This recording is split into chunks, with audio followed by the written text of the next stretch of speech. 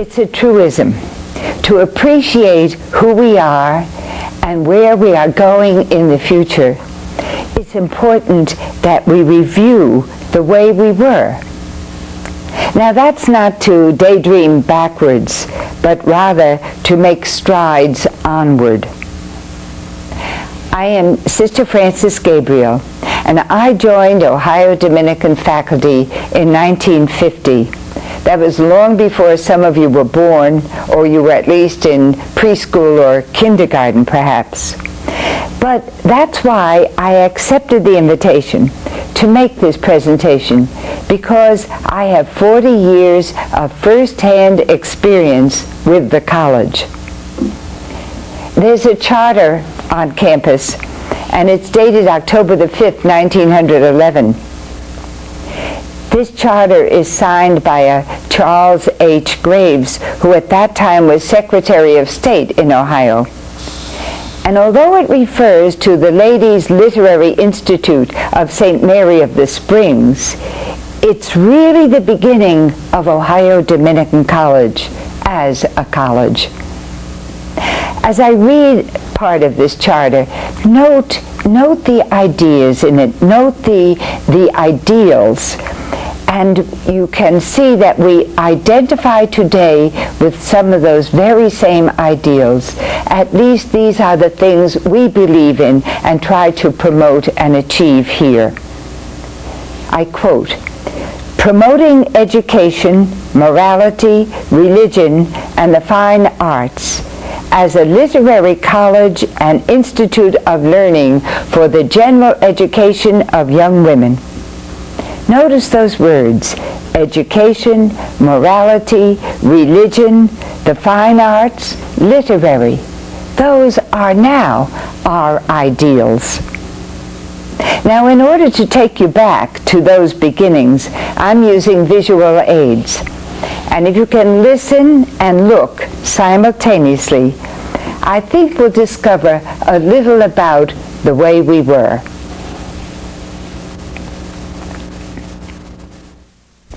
Symbol of our college, a beacon, a light of truth, shining in the darkness of ignorance. ODC is the one Catholic liberal arts college in central Ohio. Again, we see the torch, light, symbol of truth, light of truth. So here we are. Where'd we come from? St. Dominic founded his order in 1216, called the Order of Preachers, the preachers of truth, the preachers who spread the light of truth. They were men trained at the great medieval universities at Paris, Bologna, Cologne. They were to know their theology in order to preach, and it was both their intellects and their hearts which took the truth to the world. 6 centuries later, February the 28th, 1822, a Dominican pastor preached at Sunday morning Mass, begging young women to form a community of Dominican women for the education of youth among the early settlers in Kentucky. Mary Sansbury, the first, with 8 others, was the one who responded. Later, she was known as Mother Angela Sansbury. Shortly afterwards, her sister Elizabeth joined with her, known in community as Sister Benven Sansbury. Living for these women was primitive in the Cartwright Creek settlement near Springfield, Kentucky.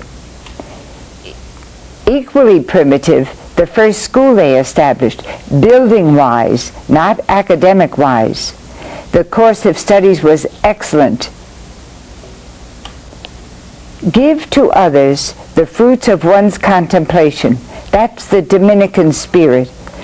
To share their learning, the truth, with others was the impetus that drove 4 of the original band to set out on the trek from Kentucky to Somerset, Ohio. It was no easy jaunt. This was 1830, Convent and Chapel, Somerset, Ohio. In 1866, a fire destroyed the buildings, records, everything the sisters had built up during these 30 years. Theodore Leonard, a benefactor indeed, here in Columbus, donated this land that we're located on now to the Dominican sisters. And so, in 1868, the community moved bag and baggage to the new site. St. Mary's of the Springs School was opened. Springs on the property inspired the name. I remember a pump outside the north entrance of Erskine where one could pump up a cup of spring water. There was a tin cup there, and I just wonder now how sanitary it was. Traveling in 1868, no Volkswagen, but horse and wagon. Prayer and worship are basic to Dominican spirituality. And here we see the sisters in the early chapel in the Mother House at St. Mary of the Springs. A bulletin from the Academy. Note especially the curriculum offerings. Special emphasis on science and cultural subjects. We know that the center of a university is its library. Here, there's a modest center, St. Mary of the Springs Academy Library. The study hall, and this obviously is a posed photo, but study was a serious business with the sisters, and they saw to it that their pupils had time to attend to their lessons. One young boarder in this academy later became the major superior of St. Mary of the Springs. Lee Moen, later known as Mother Stephanie Moen, was in office from 1923 to 1947. A woman of strong faith. This was not her philosophy of living, but her theology of living. Plan everything for the future as if you had $1 million. In fact, you have something more. Faith and trust in the providence of God. The Worley family, they were millionaires from Newark, and they built what is now our present art building. They built this Worley Memorial Hall especially for their daughter, Sister Eulalia, who was an artist. When the college began in 1911, when it began to hold classes, they were held in this building. At the very brink of depression, Mother Stephanie launched into a project of building, Erskine Hall, 1928. Named after Mother Vincentia Erskine, who was the major superior from 1891 to 1917. The tuition for a semester and the board, note the prices, $10, matriculation fee paid just once, tuition $90, board $230, laundry $30, lab fees, activities $3, botany, zoology, physiology $4.50, chemistry, physics, and home ec took even more, $7.50. The library fee, $3, and the lecture series, $4.50. By the second year of existence, the college boasted a newspaper, The Illuminator. This is the 1925 issue, and here are photographed some of the first students in the college. And those same students wore uniforms. I had this fact authenticated by Sister Charlene Aid, who was a student here in 1925. Sister is now in Moen Hall. When I asked her, she said, "Oh yes, they were really nice." The library reading room in the early days of Erskine. Today we know this area as the Academic Development Center. Now, even though we've seen marvelous renovation of Erskine Hall over the summer, you can still recognize an early classroom. Maybe it's the very one you're teaching in, but plants. The phys ed was required in those days, and here we see a class in archery. Also drama And this probably was an advertisement for a Lenten play that was given, and they were going to make it a great success. By 1934, the college paper was known as St. Mary's Tower, and later on it became the Spring Times. Note again the headlines here. St. Mary's of the Springs College begins second decade. Sainsbury Hall, Residence Hall, was built the same time as Erskine. It was a tremendous drain on the congregation finances. I can recall Mother Stephanie's telling me when I was a young sister that the congregation was just saved from bankruptcy and liquidation because of the debt of these buildings. Sainsbury Chapel, as it was then. See it today if you haven't been in it yet since the summer's renovation. The social hall in Sainsbury, known also as the Colonial Room, it is an elegant room, but it was even more so then with bare rugs on the floor. Dorm rooms in Sainsbury Hall. Some of us here can recall the rules of the times. Study hours every night from 7 to 9:30 p.m. Not a sound. There was absolute silence. Everybody in her own room. Then chimes rang out at 9:30 and there was liberation. Lots of noise, talking, laughing, until lights out at 10:30 p.m. I checked these times with others, and they're close enough to be true. More rules. As I recall, on Friday and Saturday nights, the girls could be out till midnight. Now, occasionally, seniors had extended privileges to 1 a.m. And each girl checked in on her return, pushing her little sign-out tab to "in" at the desk where one of us was present to double-check.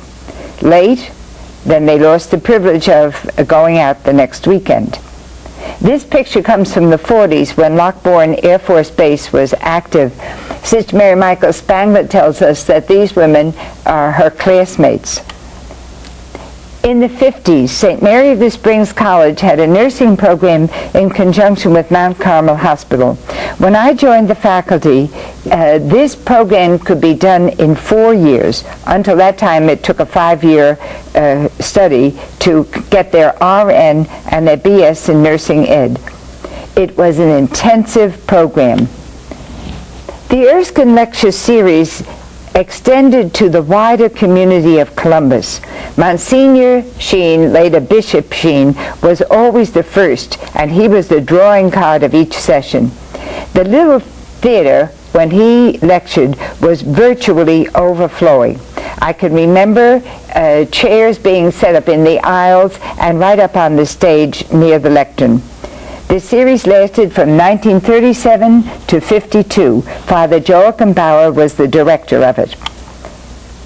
1945 saw a unit of the Institute D.V. Tomei set up in the Science Building for cancer research. Sister Thomas Aquin Kelly and Sister Margaret Ann McDowell were the pioneers in this. Both of these sisters were served as academic dean in the college later than 1945. Sister Arlene Schmier, the class of 1951, was a science major. She continues their tradition even today with her discovery of the drug myrcene, a clam extract for treating cancer. At present, Arlene is working in New Haven, Connecticut, where she has her lab. Comes the big year. 1964, the college goes co-ed. This is a posed picture, but is proof of the fact men and women in the college. And further evidence of men being here is a basketball team. Some of you will recognize Tom Scholl, who was coach here at that time, the top row at the left. When you have a team, you need cheerleaders. St. Albert Hall was built in 1941. Sister Rose Dominica was an early faculty member.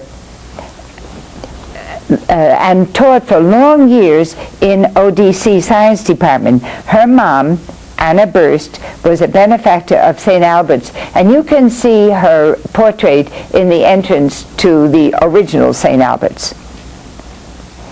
With men in college, the administration and faculty felt that a name change was needed, and this was in 1968. Sister Suzanne, president at that time, asked me to chair the committee, and it was a tough job. Finally, we came up with a name. But the student reaction was they didn't want a name change. So they protested. I can remember that morning well.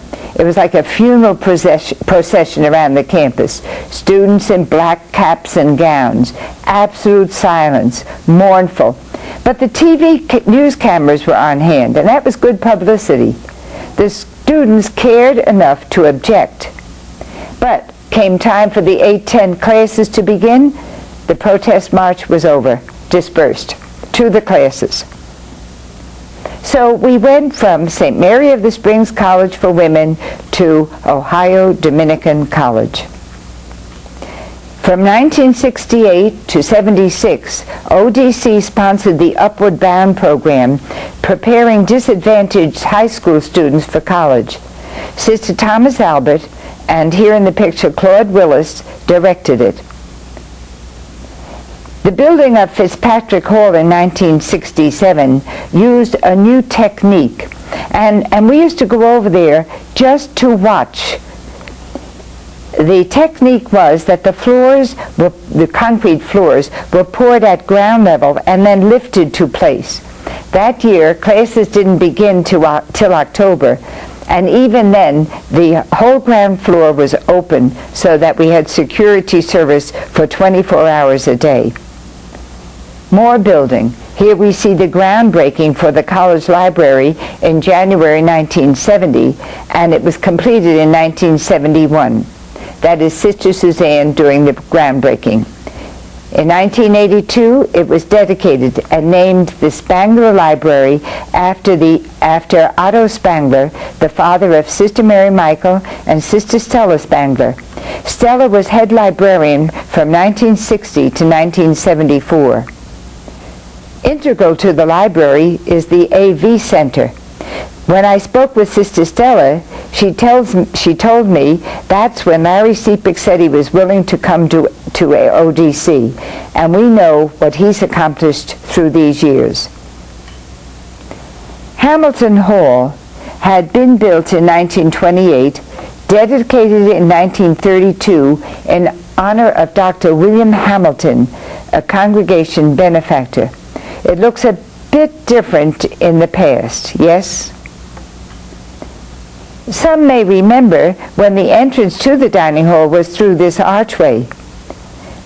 But that was changed when the dining hall was renovated in 1975 and a kitchen built.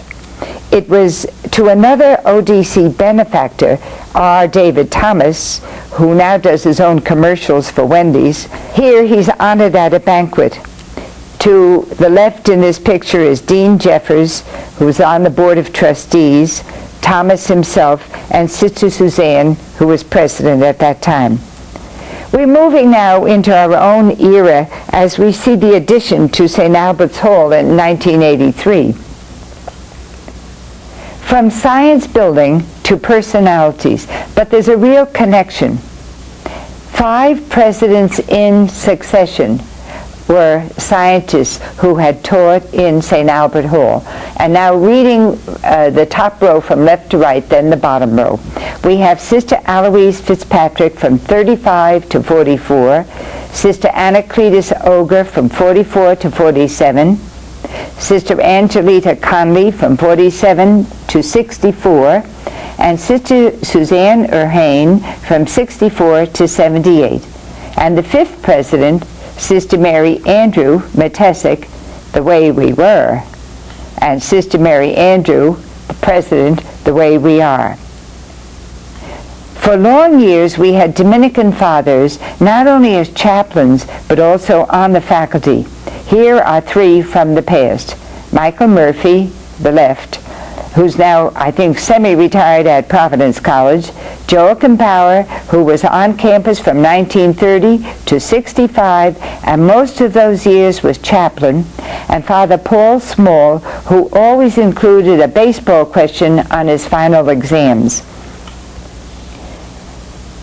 Some of the brethren from the past, but more recent times, and again from left to right, Father George Hart, Stan Nazaro, and Frank Healy. Sister Eugene DeClean, artist, and here we see examples of her seriographs. Our own Jim Kennedy, in the past, but also with us in the present, relaxed but alert. Margaret Fielders, she was the first on the Honors Committee, librarian, humanities, perennial student, sharing her contemplation of truth with others through these years.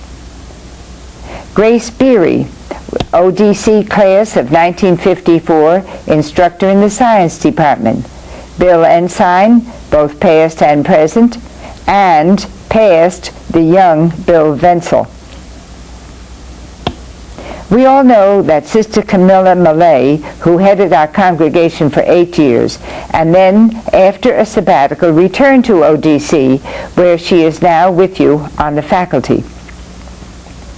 To show that ODC comes from a tradition that has had wide influence, worldwide influence, we go back to 1935 when our Dominican sisters went to China. This picture shows some of them on site. 2 girls in the front row right, I'd like you to look at. The one in the middle, the front row, is Lucy Fang, class of 1953. She's a PhD from Michigan State University and at present does research on campus, at Michigan State campus, for the federal government. Lucy also lectures around the world. On the right end of that first row, Rose Chen, class of 57. Now, Sister Catherine Malia, one of the members of our congregation. Rose was in the 4-year nursing program, has her RN and her BS in nursing education, and was long time on the mission in Peru. She is at present a nurse in our own Moan Hall. Out of China in 1949, because of communist takeover, our sisters weren't stopped in their missionary efforts. Sister Annunciata, who has her degree as an art major from ODC, working in our mission in Chimbote, Peru. She was there for 20 years sharing her truth. And last year, 89-90, Sister Annunciata worked in Taiwan. The Mother House was completed in 1970. The contractors were Elford and Sons. Tom Fitzpatrick, class of 1969, is president of the company and also here on the Board of Trustees. Here we are to the present. I cannot think of a better way of ending this story of our past than by looking to the future in the words of John the 23rd. The prophets of doom always talk as though the present, in comparison to the past, is becoming worse and worse. But I see humankind as entering upon a new order and perceive in this a divine plan.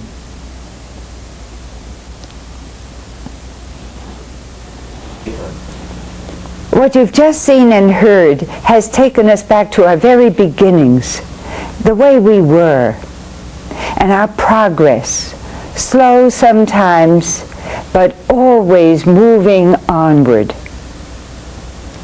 Here we are today, the way we are.